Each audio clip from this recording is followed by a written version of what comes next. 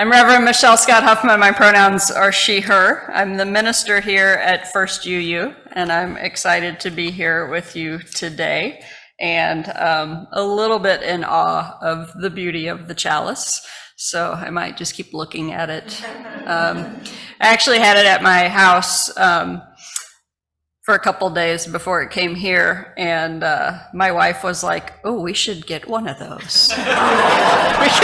we could take everything else off that table and just have that." So, yeah, that happened. I am a middle-aged woman, also pale, but without the freckles that AJ speaks of, with mostly gray hair, but a little bit of dark brown, and it's short and spiky, and I'm wearing a maroon polka dot t-shirt or shirt today. Today I'm offering the last sermon that I'll share until I return from my sabbatical near the end of August, and its title is Into the Unknown. Thank you. Excellent. You see, I've never taken a sabbatical before, and even though I've been doing this ministry thing for about 12 years, it hasn't been a part of the ministry contracts or calls that I've had in the past. So, truth be told, there have been some years where I went for 3 or 4, even 6 months, a time or two, without a single day off. I offer that not as a badge of honor. Indeed, it is not at all honorable, but as proof that this thing that I'm about to do is absolutely a step into the unknown. There was a time just before I moved to Springfield to begin my work with Ecclesia where all of my jobs didn't start until January, or my new job didn't start until January, and all of my jobs, I was working 3 of them, stopped in the first or second week of December. And there were moments in those weeks where I aimlessly wandered around my kitchen. We had an island in the kitchen, and I would just walk circles around it. And my kids would say, "Mom, what are you doing?" And I would say, "I have no idea." I'm a little more prepared for this pause, as the planning and coordination have been in the works for about 3 years. Even so, there is much that is unknown. For instance, if you had asked me before May 1st where Stephanie and I were going on the trip that will kick off my sabbatical time, I would have said, "I have no idea." One of us is a planner and likes to figure out every detail of a trip in advance. And one of us appreciates a fair amount of ambiguity and adventure, perhaps even chaos. It's me, I'm the wild one. And so when I saw the advertisement for the Frontier Airlines all-you-can-fly Go Wild Summer Pass at an all-time low rate of $399, just months before my first ever sabbatical, I said to my spouse, "So, what if we had an airline ticket to wherever, whenever, with the caveat that we can only book domestic flights the day before and international flights up to 10 days before? And instead of the camping trip that we had meticulously planned, we incorporated some mystery into our trip." The rest is history. My wife is strangely trusting of her sometimes dangerously over-adventurous travel partner, a trust that has landed us both in some rather precarious situations in the past. Even so, she said yes. And our upcoming trip became known as the Magical Mystery Tour. We decided to book lodging in Orlando and a beginning flight there on another airline where I had enough points so that at least we would know that we were starting somewhere, and then figure it out from there. And then, thank goodness, the airline opened up an early booking period where you could book any flight between May 2nd and June 24th, and out of curiosity, I started looking for where we might go from Orlando. We were scheduled to leave Orlando on May 25th for our next destination, so I began searching flights to different places on that date, and none of them showed that they were eligible for the Go Wild fare. It took me longer than it should have to realize that May 25th is encompassed in what the airlines consider Memorial Day weekend, and that it, along with the 2 following days, were blackout dates. Oops. I probably should have paid attention to that sooner. And so it was that I decided that this process might be more tricky than anticipated, and if I didn't want to land us in some more precarious than any previous precarious travel situations, I should probably map out the rest of the travel for those 2 weeks. Thus, after hours of clicking and searching and changing departure and arrival airports and dates and times and searching again and again, several pieces of scratch paper with lists and arrows and diagrams and times, the magical mystery tour became the fully planned magical She's With Me tour, because we name all of our vacations.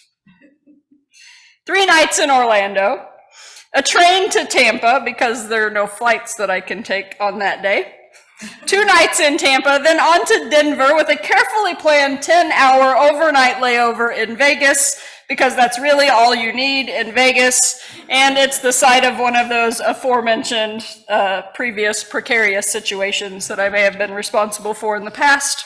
A couple of nights in Denver, from Denver to Cancun, where we'll sit by a pool and read books for about 5 days and then come home.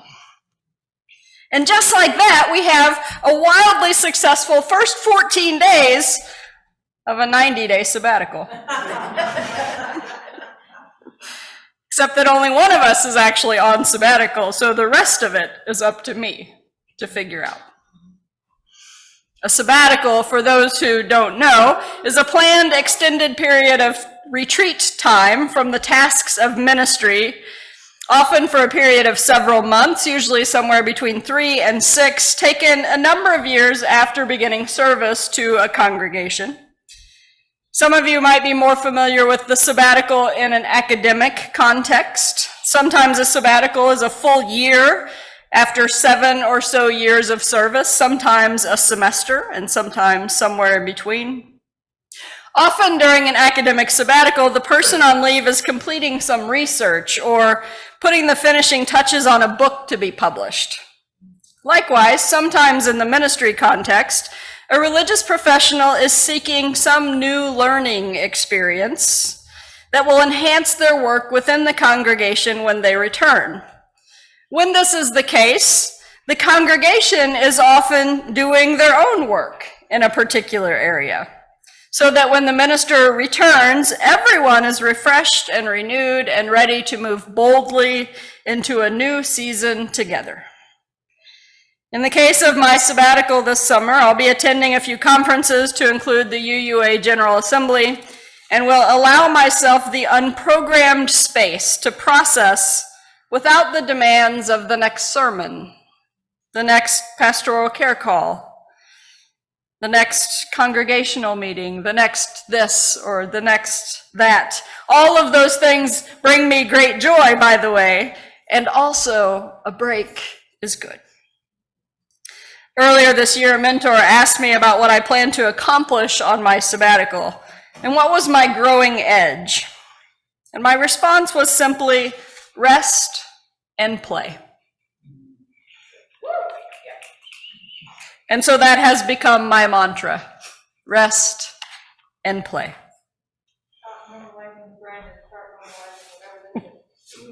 Indeed.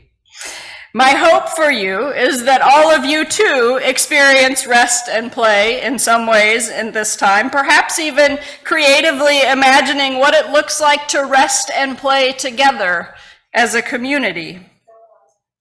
And that come August, we are all ready to kick off a new year of spirit-expanding, justice-seeking, community-building together. Our Soul Matters theme this month is creativity. And one of the sub-themes is unknowing as the birthplace of creativity. Psychologist Erich Fromm wrote that the capacity to be puzzled is indeed the premise of all creation, be it in art or science. And also that the conditions for creativity are to be puzzled, to concentrate, to accept conflict and tension, to be born every day, and to feel a sense of self. And so it is that sometimes we find ourselves in ruts where creativity seems to elude us, and it might be because we have worked so hard to be certain of all the things. And when we are certain of all the things, there is no room for creativity to creep in. When everything comes from a place of our own knowledge or presumed or perceived knowledge, we are not open to the ideas that might be coming at us from many different directions because we already know the answer. This is not true just in psychology, it's true also in theology.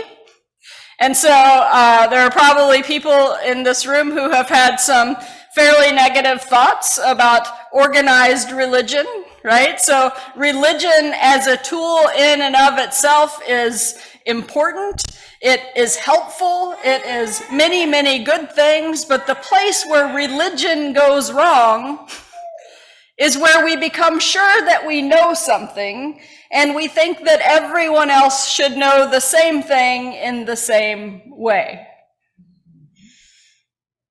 And it can go so wrong that we have been known as humans even to kill for it, right?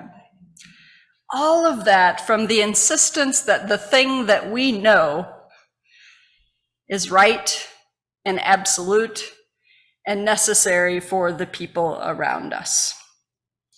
One of my favorite theologians of today is a process theologian named Catherine Keller, who was a graduate of Eden. Well, she attended Eden Seminary. She actually has a history of not graduating in a lot of places, but I think they finally got her at Berkeley, and that's where she actually graduated. She's a professor at Drew University and a brilliant process theologian. And she talks in her work about the work of 15th century mathematician, natural science, and theologian Nicholas of Cusa, who was a forerunner of Copernicus, who named God as the infinite, the not bounded and so not known, inasmuch as it enfolds and unfolds the boundless manifold of the universe. Cusa is a theological ancestor of modern-day process theologians who use the process philosophy of Alfred North Whitehead in conversations with questions about God, about the world, about planetary entanglement, about metaphysics. All of this conversation that comes from a place of unknowing, that so many people have never even heard of or thought about because they have spent so much time entrenched in their knowing. It's not just psychology and theology, but neuroscience. So Bo Lotto has written, "We do almost everything to avoid uncertainty. And yet the irony is that it is the only place we can go if we're ever going to see differently. And that's why creativity always begins in the same way. It begins with a question. It begins with not knowing. It begins with a why. It begins with a what if." And so as I get ready to set off on my adventures this summer, I have lots of questions that include where and what and why and what if. And I imagine the space for creativity to be so great that I will never walk a single circle around my kitchen. That my children will never have to say to me, "Mom, what are you doing?" Because they'll have to catch me. in all the places, in all the excitement and openness of not having a plan. There was a time about 6 months ago, I don't remember where I was, but I remember very distinctly seeing the words, they're part of a scripture from the Christian gospel according to Matthew. And I couldn't even begin to tell you the rest of the scripture, but the words that jumped out at me were the unforced rhythms of grace. And as soon as I heard those words, I was like, yes, that's it.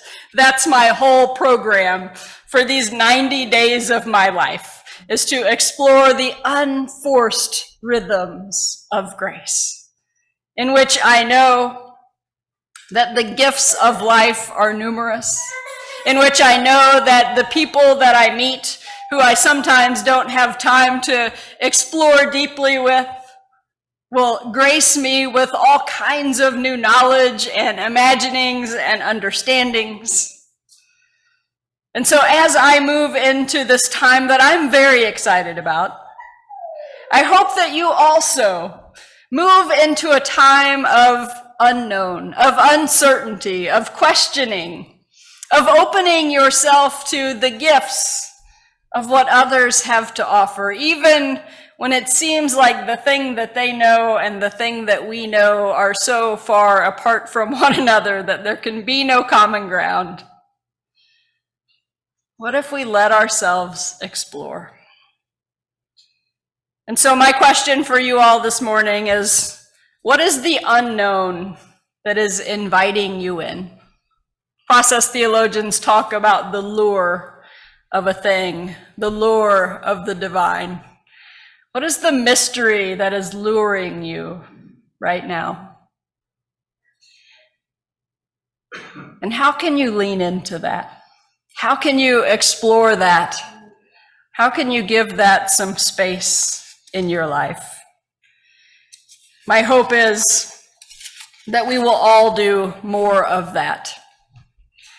I don't anticipate, much to my wife's dismay, that when I come back from sabbatical, I will do fewer things. But I do anticipate that I will do them refreshed and renewed and with a new creative eye to what is possible and what lies before us. May it be so for me, and may it be so for all of you.